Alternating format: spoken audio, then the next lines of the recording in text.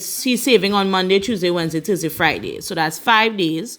And in total, at the end of the 5 days, he wants to have $60. So how much must he save per day for each day? 60 divided by 5 is 12. So he has to save $12 per day. So that's $12 out of how much he gets per day.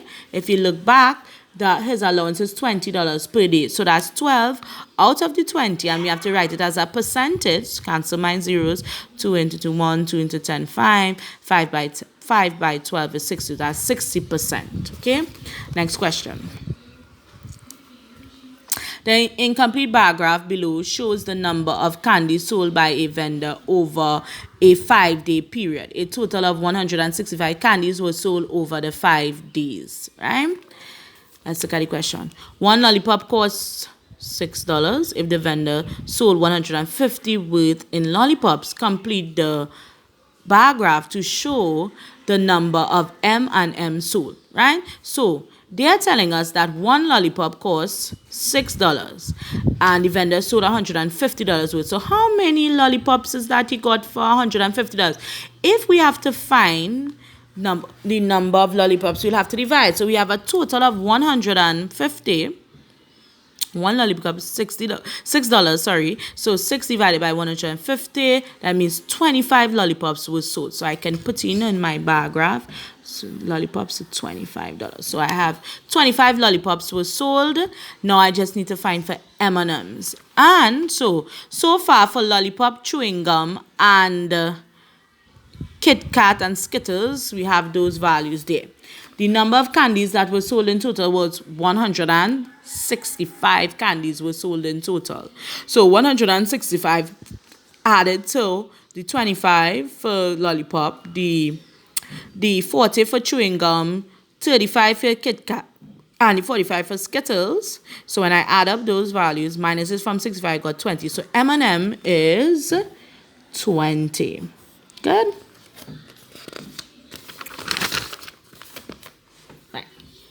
Next question. The bar graph shows the number of pupils in a standard 5 class and the amount of money they spend on candy for a week, right? So we have number of pupils here. We have the amount of money spent. So 5 people spent two people spent $5. So that's $10 there, right? In total, right? 3 people spent $10, so that's $30. 1 person spent $15. 5 people spent $20, and 1 person spent $25, right? Okay, so let's look at the question. Calculate the amount of money spent on candy per pupil for that week. Okay, calculate the amount of money spent on candy per pupil for that week, right?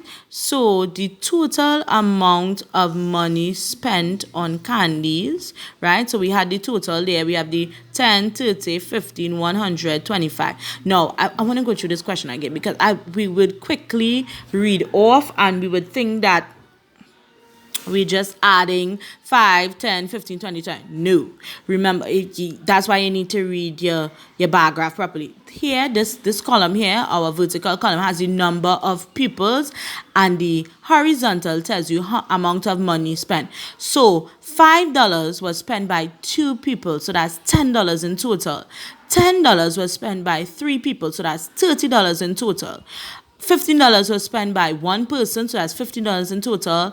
$20 was spent by 5 people, that's $100, and $25 was spent by 1 person. So in total, that's $180. So I add up 10. So I add up 10, 30, 15, 125, and 25. In total, I got 180. And how many people did they spend in? That was 2. We have 2, 3 people. 3 people spent. Then 1 person, then 5 persons, then 1 person. So in total, how many people were it? That's 12. So the average would be the total money spent, which is 180, divided by the total number of people, which is 15. Right? So the average is 15. 180 divided by 12, 15. Next question. What is the modal amount of money spent that week? Right. Modal, the number that occurs most frequently. So, if you look at the bar graph, the biggest bar graph, which is $20, and it was spent by 5 people. So that means we would regularly or most frequently see the $20 bill because 5 people is the most amount of pupils spent $20. So a modal amount of money, the modal amount of money is $20. Okay? Next question. The pictograph shows the number of chocolate bars eaten by 5 pupils in one day. Alright, so we have the pupil's name here and we have the number of chocolate bars, right? So, first question. The mean number of chocolate bars eaten by the 5 pupils for a day is 6. How many chocolate bars does 1 represent, right? So again, here's an application question. This time they don't want to work out the mean. They told us the mean.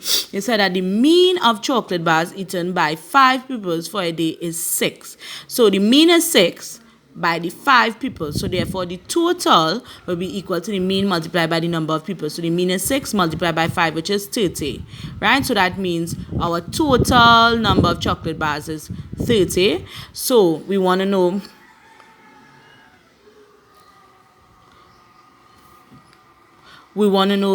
what does 1 chocolate bar represent, right? So if you go to 1 chocolate bar, how many chocolate bars is seen in the diagram there? 1, 2, 3, 4, 5, 6, 7, 8, 9, 10, 11, 12, 13, 14, 15. So you have 15 chocolate bars shown in total, and 15 chocolate bars we visually seeing here, 15 chocolate bars, and the mean number of chocolate bars eaten by the students is 30. So 30 divided by 15, so we divide. So 30 divided by 15 is 2. So that means 1 chocolate bar represents 2, right? Next question. 1 chocolate bar costs $2.50. Bobby spent 1/3 of his weekly allowance on chocolate bars for that day. What is Bob's weekly allowance? Let's look at Bob. Bob is spending, he has, how many chocolate bars you seen for Bob? 1, 2, 3, 4, 5. 5 chocolate bars, and remember that one symbol is really representative of 2 chocolate bars. So that's 5 multiplied by 2 is 10. So Bob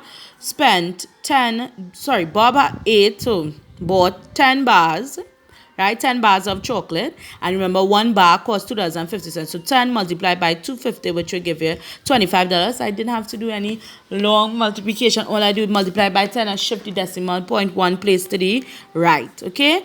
And he spent $25, which is 1/3 of his weekly allowance. So I need to find his weekly allowance. So to find his weekly, I multiply by the reciprocal. So 25 multiplied by the reciprocal of 1/3, which will give you 25 by 3, which is $75 in total. Next question. The tally table shows the number of pupils in a standard 5 class and their favorite snack. Right? So we have the tally chart there. Remember, this is standard one. This bundle here represents 5, right? So we have 5, and then this one here, that's 6, right? So they took the tally and they placed it into a pictograph. Look at your key. Your key is very important. So 1, like stickman, represents 2 people, and a half represents 1 people, right? Which snack was selected by 2/3 more pupils than those who like cake, right? So 2/3 more. Which snack was selected by 2/3 more pupils than those who like cake? So cake, if you look at cake is 3 stickman, which is 3 2s are 6. So cake is 6. So what is 2/3 more than 6? 2/3 of 6 is 4. So that's 4 more than 6. And 4 more than 6 is 10. Which one is 10? 10 would be ice cream, which is ice cream, because we have 5 there. 5 2s are 10. So we have 1, 2, 3, 4, 5. 5 2s are 10. So who has 10 people's ice cream? So the snack, which is 2/3 more than cake, is ice cream. Right? Next question. 3 people decided to change their minds from chocolate being their favorite snack to cake, what will be the modal snack? So chocolate was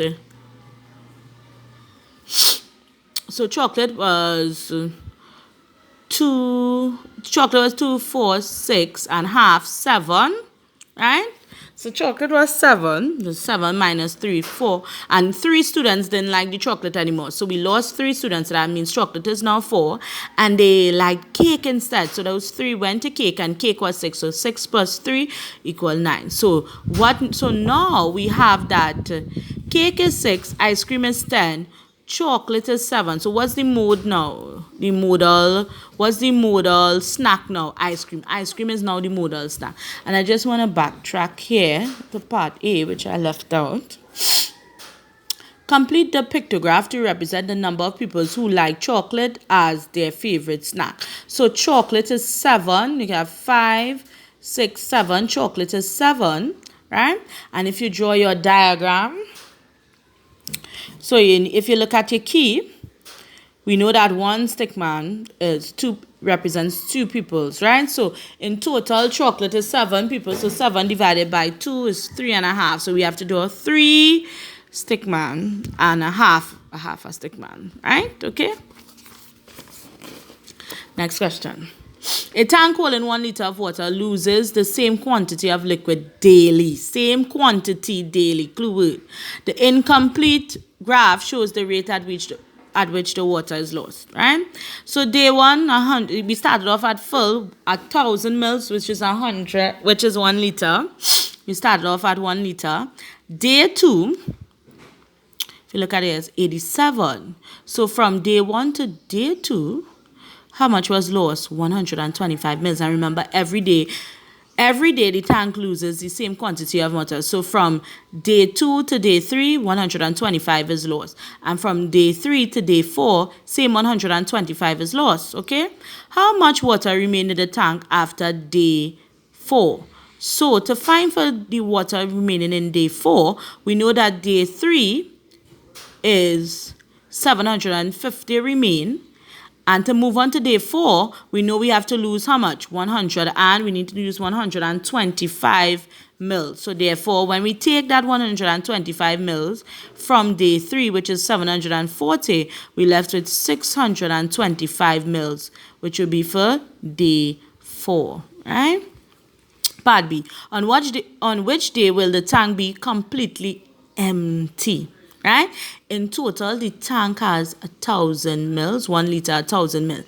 Every day, it's losing 125 milliliters. So its starting volume is 1,000 mils, and each day is using 125 mils, right? So 1,000 divided by 125 will give us 8 days. So on day 8 will be its last day where it holds 125.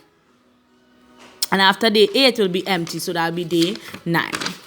Now, our last statistics question here. The bar graph below shows the different snacks remaining after a school fundraising sale. Each snack started with the same number of packs. Right. Read your columns. Read your axis. Number of snacks remaining. Types of snacks. So we have our snack. We have cotton candy. 6 cotton candy remains. For candy cane, only 14 remain. For cake, 10 remain. For chocolate bars, 8 remain. And for jelly beans, 14 remain. Which snack was the best-selling snack at the fundraising sale? Right? So which snack would be the best-selling snack? That means less remain. Which bar graph you're seeing has the smallest amount? Cotton candy. That means only 6 cotton candy remain. So that means the majority sold. So it has the least remaining. So cotton candy was the best selling snack. Next question. A total of 32 chocolate bars were bought to be sold. 1 chocolate bar was sold for $5.50. Calculate the amount of money earned for the chocolate bars that were sold. Right? So we have a total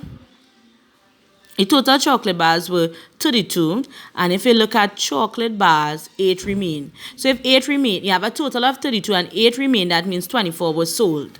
And the amount, to find the amount of money when the 24 was sold and they sold it at $5.50. So $5.50 multiplied by 24, we got a total of $32. So that's our statistics question. I just want you to reiterate what you need to do for statistics in case statistics come. Look, let's review. Okay, so we know that to find mean or average, remember they could use either word. You find it, you add up the total, add up the total numbers and divide by the number of data sets. So I'm going through it again. So if you have 5 numbers, you add up the 5 numbers and you have to divide by the number 5 because you have 5 numbers, right? Another way they can bring the question is they would give you the mean. They will give you the numbers, the mean for those numbers, for the total numbers that they found the mean for. So they give you a mean of 25 and the numbers that give you that mean of 25 is 4 numbers and a mean of 25 was obtained. Find the total. So to find total, given the mean, you take the mean multiplied by the number of numbers added or the number of data sets, right? The next question is mode. Mode is the number that occurs most frequently. So you look to see the number that you are seeing the majority, right? The majority of times, right? Another thing, you see a lot of bar graph questions, right? When you're doing your bar graph questions, read the vertical axis, right? Read the information, number of what given on that axis. And for the horizontal axis, read what is given on that axis, right? Remember your problem solving techniques. You have your cue card, so with your problem solving techniques. Remember, read the question, determine what sort of question it is. In this case with statistics, we determine, okay, is it a mean question, a mode question, a question involved with bar graphs, right? So we determine what sort of question it is. From determine what sort of question, what am I being asked to solve? That's in your final line is the question. What am I being asked to solve? Then for each sentence, you pull out your key information, your clue words, you make your statements, and you solve step by step, okay? Right? So that's our review on statistics. Any questions, message me, okay? Any questions, message me if you have an issue with statistics, but this is our review on statistics, okay?